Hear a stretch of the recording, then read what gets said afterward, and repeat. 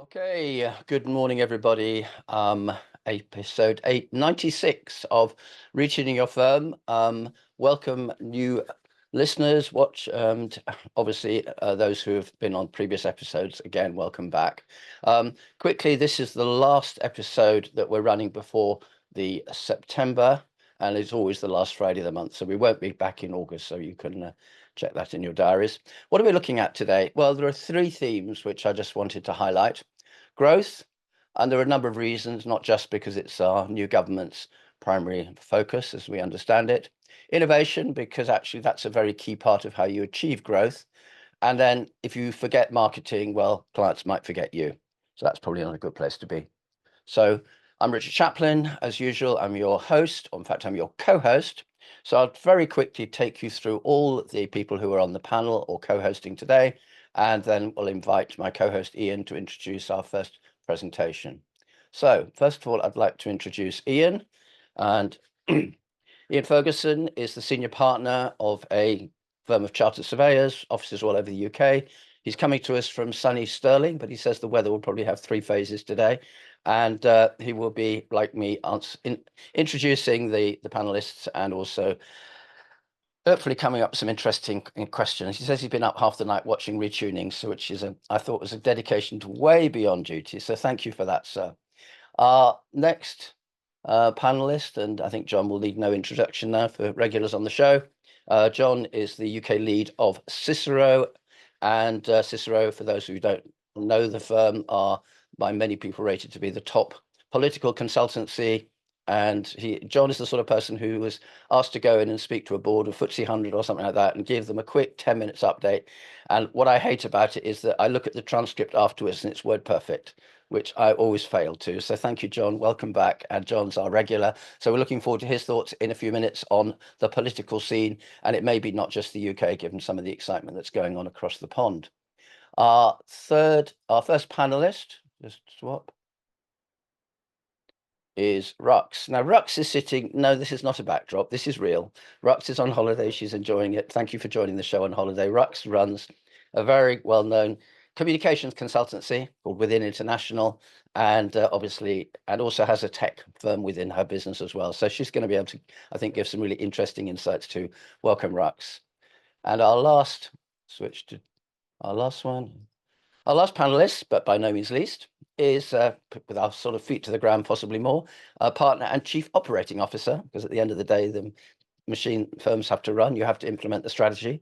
And Debbie works for a firm called Oxera, which I think she called Nerdy Economists, which is probably nothing that would appear on their website. But at the end of the day, they're a great firm, and she's based in Oxford.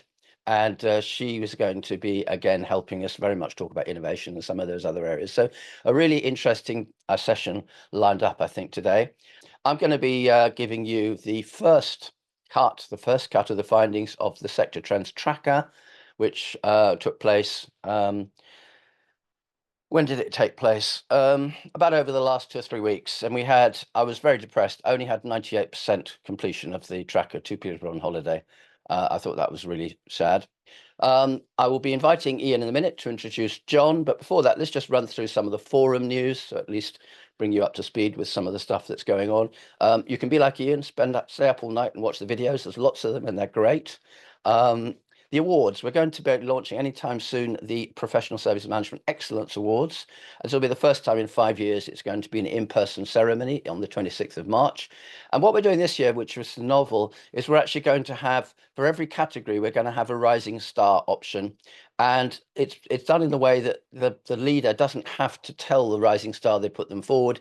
We will, of course, approach the rising star and invite them for an interview if they're shortlisted for interview. But people can actually sort of show recognition for people's contribution at all levels within the firm. And I think that's really important. It's not only the leadership team that pulls the strings at the end of the day. Groups are coming in onto our skills development platform quite shortly. And perhaps unlike something like WhatsApp, which is great for posts, this is mixing posts and content. We've got amazing content, including all those videos from Retuning, obviously. And people who really, enterprising members, can actually create their own groups and invite, manage the content submitted by the members. So that again, that's something which I think Some of you will find interesting, some of you will run a mile from, but that's normal. We're also putting a job board on the platform as well, and that's being pre-populated, if you like, by all the vacancies which we are found on pretty much all the professional Fergusson websites, starting off with marketing, but then expanding. And for example, there are 1,500 marketing jobs appearing on UK law firms' websites each year. They will all be up there to begin with. So that's a really interesting place to go. And finally, Debbie will know this already, there's a finance and operations research panel currently in formation. So we're hopefully going to have a tracker from them in due course. Okay, I think that's probably enough for me for intro. So what I'll do now is I will pass over to my co-host, Ian, and invite him to introduce John. Over to you, sir. Thank you, Richard.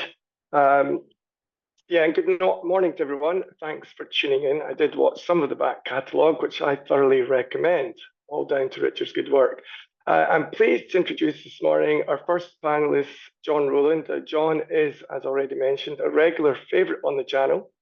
He is an award-winning public affairs advisor and is the senior partner at H Advisors Cicero, specializing in public policy, government relations, political risk, financial markets, and indeed even Brexit, which may rear its head again as the new administration gets to grips with the fallout from that. John, I'm sure we're all looking forward to hearing your views and outlook within the new political landscape.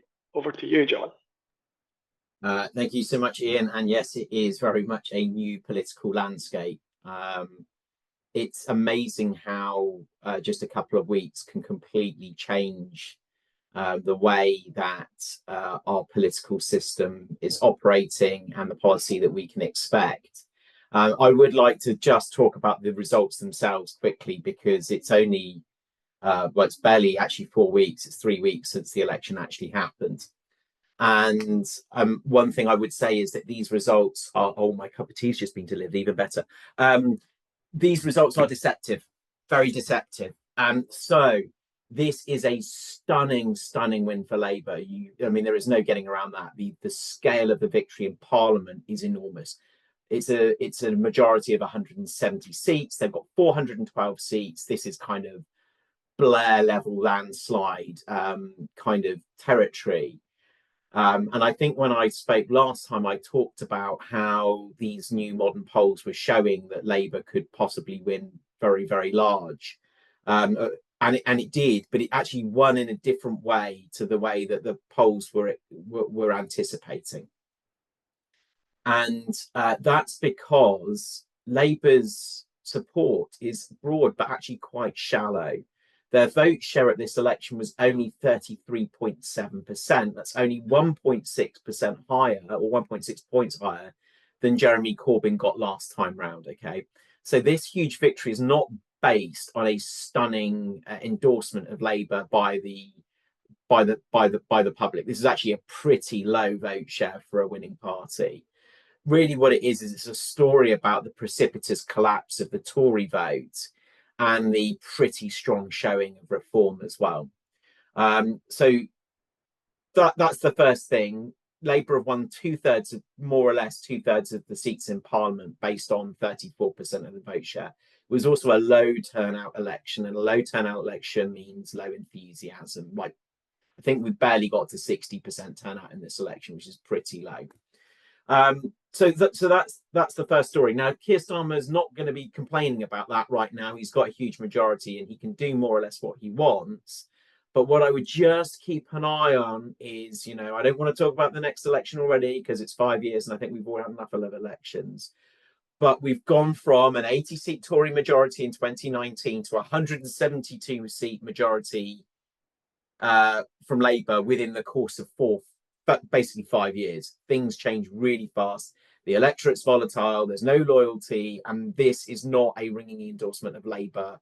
This set of results, even though it looks like one. Okay, so the Conservatives. What about them? This performance was on not absolutely cataclysmic, but certainly on the worst end of expectations for them. 121 seats, 250 seats they've lost at this election. But what I will give you a sense of is some research that we've just done in our business, and it's not public yet, so please don't talk about it too much, but we will be talking about this. 75% of MPs in this parliament have got a majority of less than 10 or fewer than 10,000 votes. So what we've got is a country that is essentially marginal at the moment. About a half of the cabinet are in that category of MPs with a majority of fewer than 10,000. So if you look at a lot of these Tories that were dumped out, they were dumped out on quite small margins, like majorities of maybe a couple of thousand, 3,000 the other way. But nevertheless, it was a disastrous performance for the Conservatives, and they've lost vast swathes of the southwest of England, parts of the southeast, including seats close to where I am in Surrey, which should be absolutely rock solid for the Tories. And why is this? Well, partly it's because of the performance of Reform, although that's a slight oversimplification. Reform picked up 14.5% vote share and ended up with 5 seats. Now, the other story of this election is the outperformance of the Liberal Democrats, 72 seats, record performance of them. They picked up 600,000 fewer votes across the country than Reform did. More people, 500,000 more people, more than 500,000 more people voted for Reform than they did for the Liberal Democrats. So what you were also getting in this election is the way that our electoral system, our first past the post system, is pretty disproportional. Now, you might end up with this sort of strange situation where in the next few months or years, you have parties from the right, which traditionally are very anti-electoral reform, starting to say, well, maybe it's time we have a look at this again. The Scottish National Party got very badly beaten in Scotland by Labour. I think that's one thing that Labour will take as a major success, and maybe a long-term success, that Labour are back in Scotland, having been out of the game for pretty much a decade. And, it's not impossible for Labour to be thinking about whether Anna Sarwar might actually become First Minister at the next Scottish elections. All right, so those are the results. I've said it about 3 times now, but I think this is really, really important. It is a stunning win for Labour, but that support is shallow, and it's wide, but it's shallow. What about Labour and government? And I'll spend a couple of minutes talking about that, and then I'll talk about the US quickly, maybe France. Labour is running fast. They know that they need to make an impact really, really quickly. Most of the individuals in office in the Secretary of State roles are those who were in those posts in opposition. So there's quite a lot of continuity. It looks like an awful lot of power is accumulating under Rachel Reeves. That relationship between Starmer and Reeves is critical. I think they want to model it on the kind of Cameron-Osborne relationship, where Reeves has actually quite a lot of latitude to run the domestic policy agenda, with Starmer absolutely very much being the Prime Minister. But I think her ability to drive the growth mission, which is core to them, is going to be pretty. It's going to be a big deal. They've stood up this growth mission board, and what's it focused on? It's focused on productive investment, so that's bringing assets from pensions into UK assets like green tech, into public infrastructure and all the rest of it. But there's also a big push on planning and planning reform, which I think is the area which they're staking a lot of emphasis on. And it is consistently Rachel Reeves that is announcing all of these policy changes. So I think what we can expect to see is this kind of huge wave of policy over the next 6 to 12 months. The King's Speech, which is the announcement of the government's agenda last week, had 40 bills in it, which is the biggest King's Speech we've seen for a very long time. So this session of Parliament's currently run for 2 years. And there'll just be this kind of conveyor belt of legislation. Generally, the relationship between Labour and business has been extremely warm. I think certainly the businesses that we work with are relieved to have a clear agenda, to have a government with a big majority. But this is the early days. And I think, as Labour are in government, they will make decisions that will test that relationship. It hasn't been tested yet, but I think it will do. And I think the thing to really look forward to is the budget, which will the date of which will be announced on Monday. And that will probably be in October. And that's going to be the point at which the rubber hits the road, because these are when Labour will have to start making hard choices about the finances. And just ahead of that, Rachel Reeves will publish on Monday as well a hatchet job on the public finances. So she's commissioned the Treasury to write this document that says this is how much the Tories screwed up the public finances. This is the huge list of problems that we've got to solve, and it's kind of what we call a pitch roll. She's rolling the pitch for tax rises and difficult decisions in the autumn on the basis that, well, look, what else are we going to do? We're a responsible government. So I'll leave it there for the UK. The US is obviously, I was talking to my colleagues in the US yesterday. US campaigns are interminable. One campaign finishes, the next one starts. And nothing seems to happen. And then it all happens incredibly quickly. And I think we had a period of about 7 days where Donald Trump was nearly assassinated. Joe Biden dropped out of the race and Kamala Harris became the heir presumptive. And it happened incredibly quickly.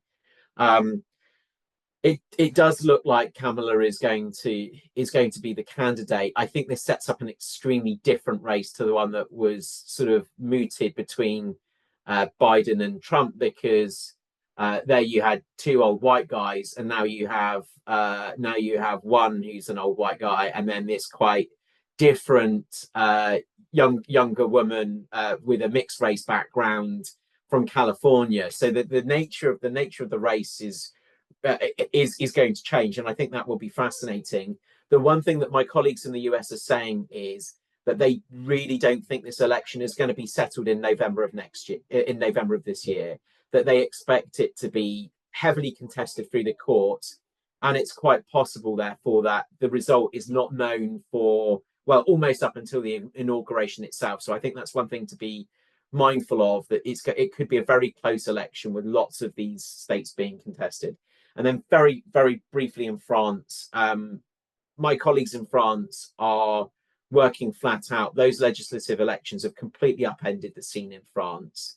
And I think where it's relevant for this group is that suddenly the UK seems to have gone from having a moron discount on it to having a stability premium.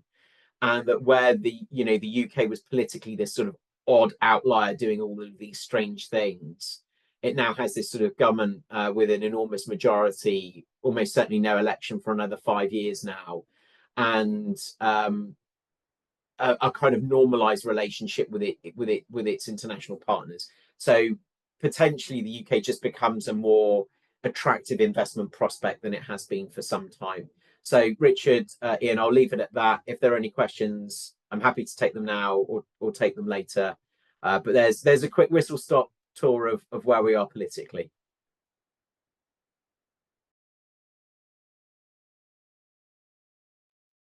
Thank you, John. And that was, as always, incredibly focused, short, and sweet.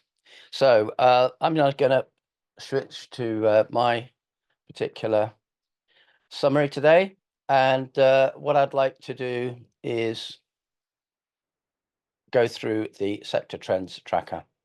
Now, the sector trends tracker, for those of you who are not familiar with it, has been running for about 12 years.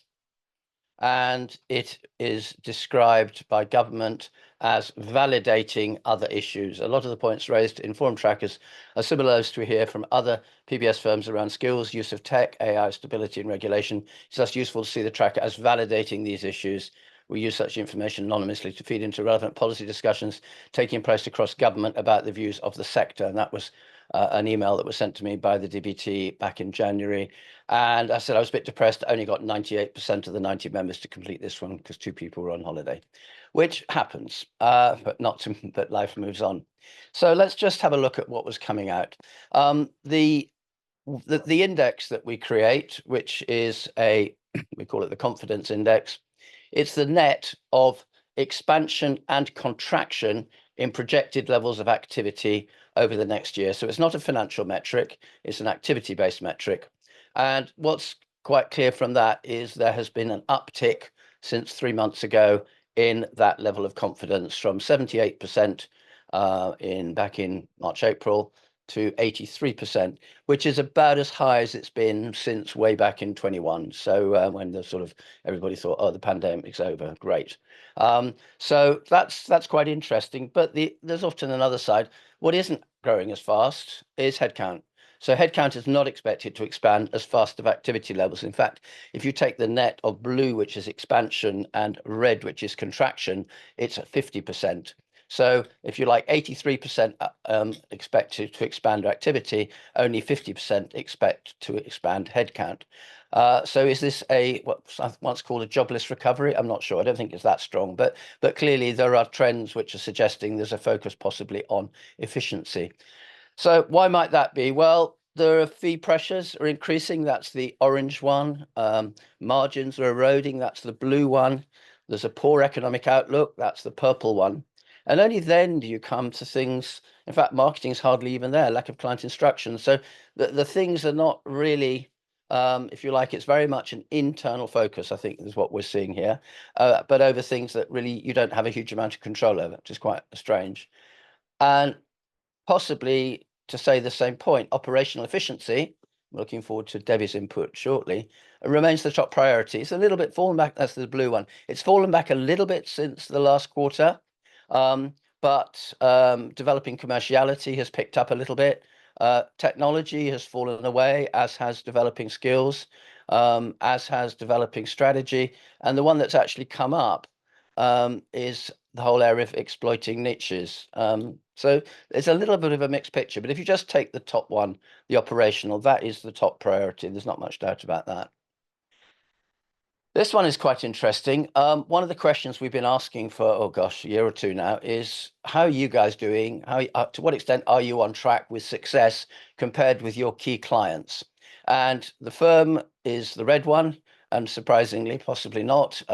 We're doing okay. We're doing better than our clients. This is key clients, by the way, not just any clients. But the gap at the last iteration in the last few weeks is down to 7%. So there's clearly a recognition that now does that see, but the clients are about the same, but the firm has dropped away. So they're kind of saying, yeah, we're going to grow. We're focusing. We're doing all these good things. But the word that's missing, I think, is marketing, communications. How are you actually going to win that work? You can't grow. And you think your clients are doing better if your focus is purely internal. And I'm sure we'll talk about that in the panel session. This is quite interesting. I haven't asked this question before. It's something that was raised by somebody. We've been tracking for some time to what extent has remote working increased productivity at our firm. And this time round, I actually put in a question, to what extent has it decreased productivity? And what you'll see is that the decreased productivity, which is the green one, is 1% higher than the blue, which is the increase, and 57%, it's neither nor. So I'm kind of strained. I think all we can really say is that remote working is unlikely to be part of the solution. I think that's probably the way I would put it. So the thing we did this time, and it was the first time we'd done it with this group, which was in about 12 years, that was exciting, was we wanted to find out to drill down a bit more into some of the key themes on them. So we asked them, which is the most important theme for your firm? Now, there were 4 that we had identified, and this was based on another survey we did with another group, again, of similar people. And what came out was there were 4 areas that were seen to be the most important for the firm: sustainability, AI, training, and innovation. And as you can see from the chart, the 2 that were seen by this the Sector Trends Tracker Research Panel as being the most important were innovation and training, with sustainability coming in quite a long way behind, and AI somewhere in between the 2. And again, AI is new, but everybody's talking about it. But actually, training and innovation are still the ones that seem to be the most important. So let's not sort of nice, new, shiny objects and all the rest. This one's a little bit more complicated, but why, we asked? Well, there were 5 things we said. We think that this is something that our clients will expect us to deploy in our interactions with them. And AI was a bit lower on that one. Investing in it will help our firm grow market share. Pretty much all of them were up into the high 90s. It's a critical part of our growth strategy, same sort of numbers. It will result in increased productivity, and possibly, unsurprisingly, sustainability isn't really seen as adding much to productivity. And that's the case whether it was amongst the frontline advisors or the business services teams. So broadly, why are those important themes? Because of their perceived contribution to growth, productivity, and client satisfaction. And if those aren't key drivers for most firms, then I suspect they won't be in business forever. However, one of the things we then looked at was, okay, across those 4 areas, sustainability, AI, training, and innovation, to what extent are you certain? I've called them best practice. I didn't use that term in the survey because people might misinterpret it, but they were in reality a set of best practices that some experts had provided. So sustainability is 70%. So across those best practice activities, 70% are in place, and then there's a small dribble. When it comes to AI, it's a much, much lower number in place. And there's also quite a big chunk with purple, which says no plans to implement. So people are kind of being not necessarily going full best practice for AI. Training, which is fascinating. I think there must be a bit of a disconnect between what's going on in the training area and the CEO, because 17% of CEOs should know what's going on in the training area across certain key practices, and we'll explore those in a minute. 49% in place now, and then a bit of a spread. And when it comes to innovation, this is the one that kind of surprised me. Only 41% of those best practices are in place, and 11% likely the rest of the year, likely to implement 30. So there were a few interesting elements that came out of looking at that part. So this is very, very busy. So I won't, you will get the, obviously the full infographic. But what's quite clear to me was that when it comes to training, the area which is not given a lot of attention is at the outset of a learning initiative. There's lots of people recognizing some informal learning and delegates getting feedback and all the rest. But when it comes to learning transfer embedded in the design, or data analytics embedded design, you're looking in below 20% of the firms have got that in place. But there's also 37% who don't know anything about the learning transfer, and 22 who don't know anything about data analytics. So it may be this data is misleading, but it's going on in the background, but the CEO doesn't know about it, which may not be a good thing either. When it comes to the whole area of innovation, and I know Debbie's going to have some views on this as well, 55% culture of innovation fostered. That's the only one of all those best practices where more than half of the firms that complete it and are actually currently it's in place, the blue bit. And there's a fair chunk in purple as you go down. And what are the purple ones? There's no the budget for innovation, 20%. No, we don't want one of those. Define processes for innovation, 17%. We don't want that. Clients drive innovation investment choices, 14%. We don't want that. Documented innovation strategy, 24%. We don't want that. Now, I don't know how you can be serious about innovation if you don't actually have an innovation strategy, which is documented and shared. I think that is a really weird thing to happen. Yet, and this is the bit that's kind of scary, most firms rate their firm ahead of their peers. 5 would be the average. So what extent do you think your firm is taking a market leading approach to developing and deploying the themes? And AI is still above 5, which is the midpoint, but the others are all 6.1. So is this the rest of the sector really further behind, or because there's some quite key issues that have emerged from that? So just to recap, because I know we're about to go into the panel session, confidence index is back above 80, with headcount not expected to expand as fast as activity levels. Fee pressures are increasing and margins are eroding, yet operational efficiency remains the top priority, and the perceived on-track gap with key clients is narrowing. Remote working has had a limited impact on productivity. Innovation and training are seen as the most important themes due to their perceived contribution. Best practice is not fully implemented for any theme, with limited focus on the outset of learning and on a comprehensive innovation infrastructure. Yet most rate their firm ahead of its peers. How realistic, I end with, is this assessment? So that's probably enough for me. So I will now switch back and we'll look at the whole panel for a minute and come back to me. And then we will go into the speaker mode. So what I'd like to do now is invite Debbie, if I may. How realistic are these firms in thinking they're ahead of their peers, given what I've just identified from those slides? Over to you. Oh, Richard, I'll start with quite a stark statement, which I'm sure lots of us will be familiar with, even if it's quite uncomfortable, which is that professional services firms are full of people that have very strong egos, right? And identity-linked egos. They like their titles, they like their letters after their name, and they love to think that they're doing a better job than the guys next door. So I would suggest in most cases that that is flawed optimism and probably a healthy dose of professional services flavoured naivety, to be honest, particularly in that space of innovation. When you look at the gap between the rhetoric and the reality, it's a real challenge for our sector. We love to say we're fostering cultures of all sorts of things. And then when you ask us the difficult questions like, where's the policy? My economists would say, where are the incentives? Have you aligned your incentives? Where's the strategy? Where's the budget?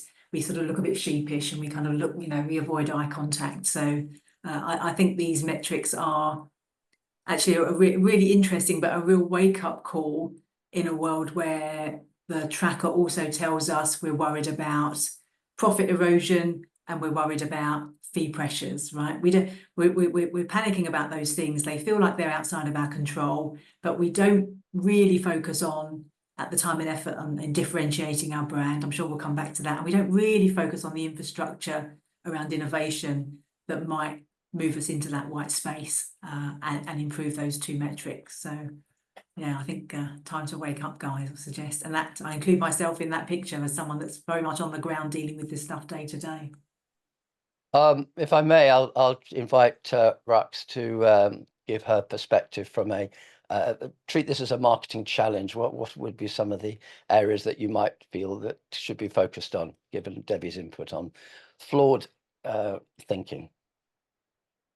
And I really enjoyed Debbie's flawed optimism statement. We do deal with a world of in professional services of interesting personalities. I would say, I think marketing has a branding problem. If we look at it in the big picture of things, and that is, it is misunderstood. So instead of a business, and usually the businesses that we deal with are very traditional. So they have had at their center people who have traditionally generated the fee independently, but they have reached a stage where that is no longer possible because the world around us is very different now. So I think there is still a gap in understanding what marketing, what communications can do for a business, and how actually that has a direct impact on the bottom line, as opposed to it being a stylistic issue. And I think this is where the gap in understanding is. Often the brand is regarded as a look and feel. It's not regarded as an essence of what a company is and how it represents its people, how it talks to its clients, how it actually incentivizes its people internally, and how it aligns strategy to how we deliver things and how we communicate to the outside world. So because of that big gap, I think the marketing function is regarded as a very light support admin function, as opposed to a critical function that will have a direct impact on the bottom line. And that's why I'm saying it has a branding challenge, because I think those two things need to be aligned, as opposed to an us and a them camp.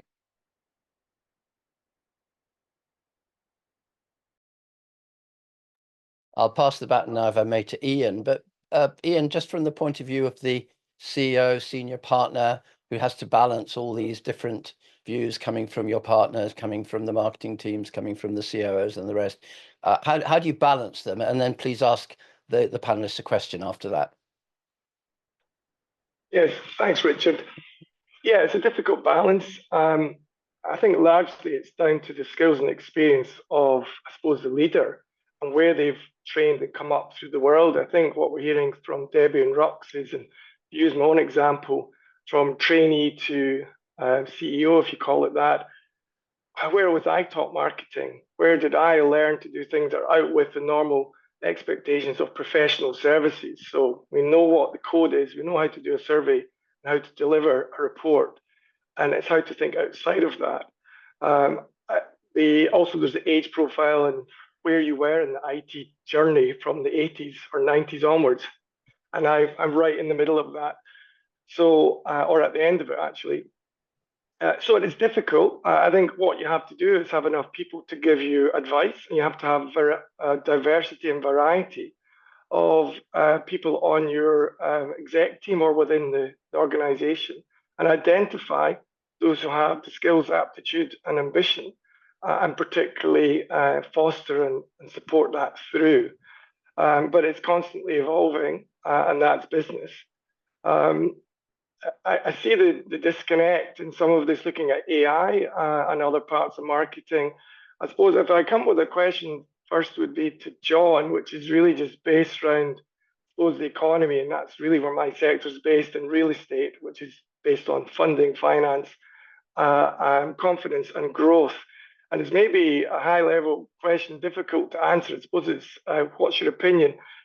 Is there time for Labour to do it in 5 years to achieve the growth and to deliver a tax and spend solution that is accepted but delivers results?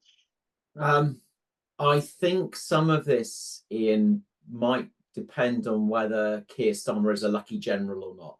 And if you think about, I'm going to zoom right in on this moment now. There's actually been some not bad economic news over the last few weeks. The UK economy is growing. The US economy is growing at a clip. Inflation is under control. So if there is one way out for this government, it is to have above trend growth over the next few years. And that makes life much, much easier for them. And if at the same time that, you know, the external economic environment is improving and investor perception of the UK improves, that might just be enough to give them the fiscal headroom they need to make this less bad than it could be. I think I think there are reasons. I think there are reasons to be optimistic, but I'm not sure that will be much to do with what the Labour government does or doesn't do. I think we probably may have been going down that route. We may have been on that course anyway, but it certainly makes Keir Starmer and Rachel Reeves's job much easier if they've got growth of 2.5% versus 0.5 with inflation at 8%. Yeah. Okay. So let's just come back to Bill's swap questions here, and if that's okay. Just to basically perhaps ask Debbie at this point. There seems to be some consensus towards your flawed thinking assumption. What are sort of some of the practical steps that people might take to address that? And Ian was talking about listening and understanding what's going on, but from the engine, if you like, what can the COOs who are on this show today, where do you think they should be focusing their attention? I mean, this might not be a very conventional answer for a COO, Richard, but you'll know, and others won't, that I came into this role through the people route. So I am, that flavours very heavily the way I attack this particular post and the things that I focus on in leading Oxera. And I think there are, some things here around culture and incentives are really critical. And if I take that down to a practical level, in a space like innovation, creating a world where you can fail and you can fail fast, I think is critical. And I don't think a lot of professional services firms do this yet very well. We're naturally very cautious. We like to we don't like being wrong. So we make a decision and we stick with it, right? That's a problem. We don't, we're cautious and we don't like to change too quickly because we don't like to put too much on the table, too much at risk.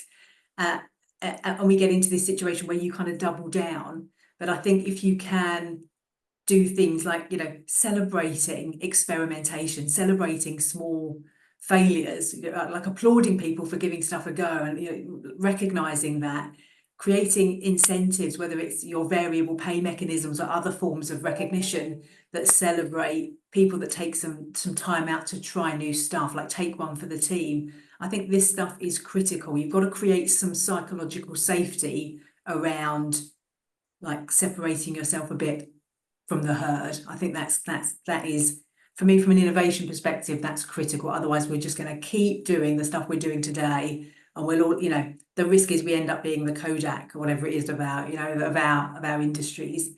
So that I think as a cultural lesson and something you can create some tangible drivers around changing that culture. I would encourage any professional services leader to really think about, failing fast, celebrating small failures, if you like, lifting people up when they fail, giving them a pat on the back, telling them to go again, telling them when you fail. Oh my God, I've made the most horrendous cock-ups in this job over the last few years, right? And I'm a chronic oversharer. I tell everyone about it because I want them to know that when it's their turn, and it will be their turn, it's okay to tell me as well. I want to fix that problem. I want to move on. And I think from a marketing and business development perspective, going back to some of the stuff that Rux said, we've got to create some space to hear these different voices from marketing and business development professionals. They've often not come up through, they are professionals in their own right. They have a particular set of skills and experience and a lens on the world that's very different to our lens. And that frightens us, so we don't want to hear about it. We put them in a junior role, we lock them in a cupboard, we wheel them out for sort of annual board reports.